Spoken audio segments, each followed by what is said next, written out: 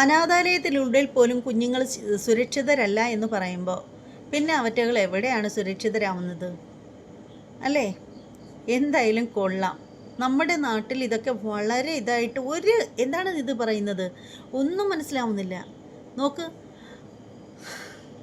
ശരിക്കും പറയുമ്പോൾ ഞാനങ്ങ് ഞെട്ടിപ്പോയി ഈ ഒരു ന്യൂസ് കേട്ടപ്പോൾ തന്നെ. ശരിക്കും നമ്മൾ ഇതൊക്കെ കൂടുതൽ കാര്യങ്ങൾ ആ അനാഥാലയത്തിൽ നടന്ന കാര്യങ്ങളെക്കുറിച്ചിട്ട് കൂടുതലായിട്ട് അറിഞ്ഞത് ഷെഫീന ബേബി എന്ന് പറയുന്ന ആ ഒരു സഹോദരിയുടെ ചാനലിൽ നിന്നാണ്.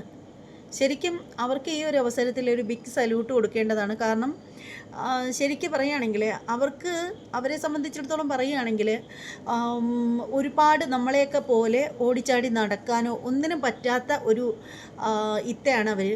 എന്നിട്ടും അവരുടെ ആ ഒരു പരിമിതി പോലും വകവയ്ക്കാതെ വളരെയധികം അവർ ഒരു കാര്യം തീരുമാനിച്ചു കഴിഞ്ഞാൽ അതിൽ നിന്നും ഒട്ടും അവർ പുറകോട്ട് പോവത്തില്ല.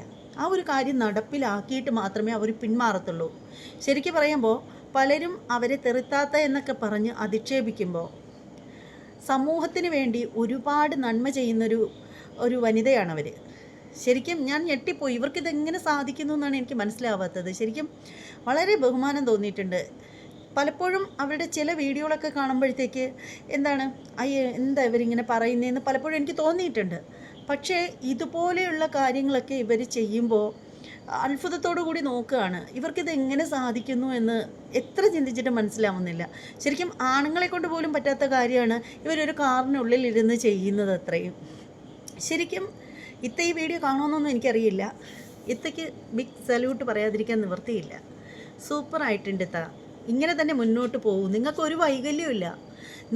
നിങ്ങൾക്ക് വൈകല്യമുണ്ട് എന്ന് പറയുന്നവരുടെ മനസ്സിനാണ് വൈകല്യം, അല്ലാണ്ട് നിങ്ങൾക്കല്ല വൈകല്യം.